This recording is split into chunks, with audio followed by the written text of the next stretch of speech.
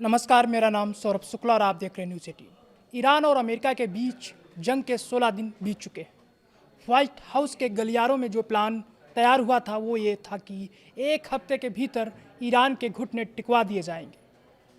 America का गुमान था कि उसके एडवांस फाइटर जेट्स और बमों के आगे ईरान पानी मांगने लगेगा, लेकिन आज तस्वीर बिल्कुल उलट है। तस्वीर यह है कि इस युद्ध में अब दुनिया के सबसे खतरनाक खिलाड़ी की एंट्री हो चुकी है। उसका नाम है पुतिन। कतर के अखबार अल जरीदा ने एक ऐसा खुलासा किया है जिसने वाशिंगटन से लेकर यरूशलेम तक हड़कंप मचा दिया है। जिस मुस्तफा खमनेई की गर्दन तक पहुंचने के लिए डोनाल्ड ट्रंप ने 93 करोड़ रुपए का इनाम रखा है। खबर है कि वो शख्स अब ट्रंप की पहुंच से हजारों मील दूर मॉस्को क्रेमलिन की सुरक्षा में बैठा है। विस्तार से समझिए इस सीक्रेट मिशन को। रिपोर्ट कहती है कि जिस वक्त तेहरान पर बमबारी हो रही थी, आसमान में बारूद की गंध थी, उसी वक्त रूस के मिलिट्री विमानों ने एक बेहद गुप्त ऑपरेशन को अंजाम दिया। ईरान के सुप्रीम लीडर मुस्तफा खमनेई को सुरक्षित निकालकर मॉस्को पहुंचाया गया है। कारण बताया जा रहा है खराब सेहत और सुरक्षा। कहा जा रहा है कि मॉस्को में उनका एक बड़ा ऑपरेशन हुआ है और फिलहाल वो क्रेमलिन की हाई सिक्योरिटी में इलाज करा रहे। गौर करने वाली बात यह है कि ये कोई इत्तेफाक नहीं है।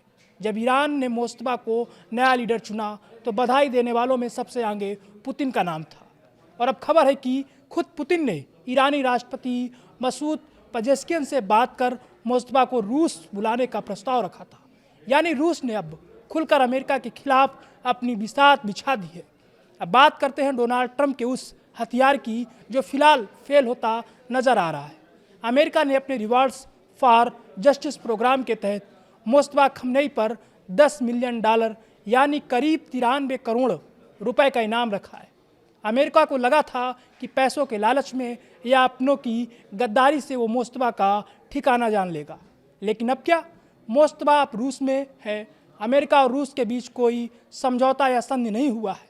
क्या ट्रंप अब पुतिन से कहेंगे कि हमारे इनामी अपराधी को हमें सौंप दो?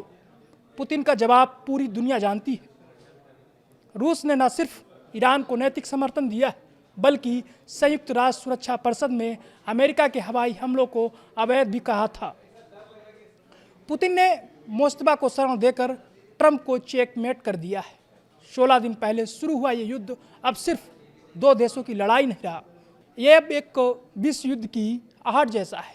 एक तरफ अमेरिका की तकनीक और रसूख है, तो दूसरी तरफ रूस का वो जिद्दी रुख जो ईरान के नए लीडर के लिए ढाल बन गया है। डोनाल्ड ट्रंप ने सोचा था कि वो ईरान को एक हफ्ते में सबक सिखा देंगे, लेकिन उन्हें शायद अंदाजा नहीं था कि इस शतरंज के खेल में पुतिन पहले से अगली चाल चलकर बैठे हैं।